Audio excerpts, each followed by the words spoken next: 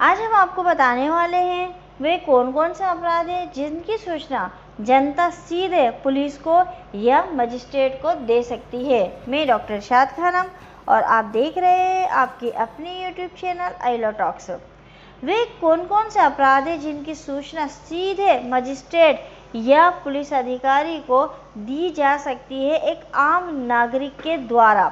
दंड प्रक्रिया संहिता की धारा 37 में यह बताया गया है कि आम जनता किन मामलों में पुलिस और मजिस्ट्रेट की सहायता कर सकती है। उसके बाद भी कुछ ऐसे मामले या अपराध होते हैं जिनकी सूचना जनता स्वयं पुलिस या मजिस्ट्रेट को देने का कानूनी अधिकार रखती है। दंड प्रक्रिया संहिता की धारा 37 जो है उसको हम थोड़ा देख लेते हैं कि जनता कब मजिस्ट्रेट और पुलिस की सहायता करेगी। प्रत्येक व्यक्ति ऐसे मजिस्ट्रेट या पुलिस अधिकारी की सहायता करने के लिए आबद्ध हैं, मजबूर हैं, जुड़े हुए हैं जो निम्नलिखित कार्यों में उसकी सहायता उचित रूप से मांगता है। अगर पुलिस अधिकारी या मजिस्ट्रेट किसी व्यक्ति से जो सहायता बता रही हूँ मैं अभी बाद में, अगर उसके लिए वो सहायता मांगता है तो ऐसा व्यक्ति जो है वो आबद्ध है, वो बंध गया है कि वो मजिस्ट्रेट या पुलिस की सहायता अवश्य ही करेगा। किसी अन्य ऐसे व्यक्ति को जिसे ऐसा मजिस्ट्रेट या पुलिस अधिकारी गिरफ्तार करने के लिए प्राधिकृत है, पकड़ना या उसका निकल भागने से रोकना। अगर कोई ऐसा व्यक्ति हो, अपराधी हो, जिसको पुलिस अधिकारी या मजिस्ट्रेट को गिरफ्तार करना है और उसको नियुक्त किया गया है, प्राधिकृत किया है कि आपको उसको गिरफ्तार करना है, लेकिन वो निकल भागता है, तो ऐसे व्यक्ति को पकड़ने के लिए, निकल भागने से रोकने के लिए किसी भी व्यक्ति से कहा जा सकता है। अथवा परिशांति भंग निवारण या दमन अथवा किसी रेल, नहर, तार ये लोक संपत्ति को क्षति पहुंचाने के प्रयत्न का निवारण। ये ऐसे मामले हैं जहां पर कि पुलिस जनता जो है वो मजिस्ट्रेट या पुलिस की सहायता कर सकती है। दंड प्रक्रिया संहिता 1973 की धारा 39 की परिभाषा को भी हम जरा देख लेते हैं। जब कुछ अपराधों की इत्तला का जनता द्वारा दिया जाना, कुछ ऐसे अपराध हैं जिनकी सूचना जो है वो जनता द्वारा पुलिस अधिकारी को या मजिस्ट्रेट को दी जाना जरूरी होती है, दी जाना चाहिए। पहला, प्रत्येक व्यक्ति जो भारतीय दंड संहिता की निम्नलिखित धाराओं के अधीन दंडनीय किसी अपराध के किए जाने से या किसी अन्य व्यक्ति द्वारा करने के आशय से अवगत है, उसको पता है कि ये व्यक्ति जो है वो इस अपराध को करने का आशय रख रहा है और वो अवगत है, जानता है इस बात को, तो उसको उचित प्रति हेतु के अभाव में जिससे साबित करने का भार इस प्रकार अवगत व्यक्ति पर होगा, ऐसे किए जाने के आशय की इत्तला तुरंत निकटतम मजिस्ट्रेट या पुलिस अधिकारी को देगा। जो भी मैं अभी आपको बताने वाली हूँ अपराध, इस अपराध की अगर किसी व्यक्ति को आशंका है कि यह व्यक्ति जो है वो इस अपराध को कारित करने वाला है या कारित कर सकता है, तो उसको फिर इसकी तुरंत सूचना अपने निकटतम थाने में जाकर पुलिस अधिकारी को या मजिस्ट्रेट को देना होगी कि यह व्यक्ति है और ये इस प्रकार का अपराध कारित कर सकता है। कौन कौन सा? धारा 121 से 126 दोनों सहित और धारा 130 यानी कि राज्य के विरुद्ध अपराध जो होते हैं, अगर ऐसा कोई करने की कोशिश करता है या आपको पता है कि कोई व्यक्ति जो है राज्य के विरुद्ध अपराध कारित कर सकता है, तो आप तुरंत जाके मजिस्ट्रेट या पुलिस अधिकारी को इस बात की सूचना दोगे।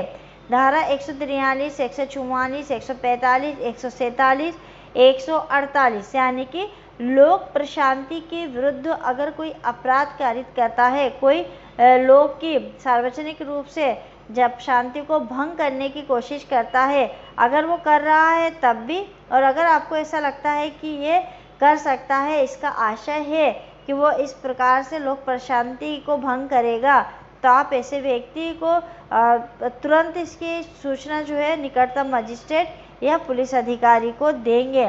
धारा 161 से लेके 165 का में जो अवैध परितोषण से संबंधित अपराध हैं, इसकी सूचना भी पुलिस अधिकारी या मजिस्ट्रेट को तुरंत देना होगी।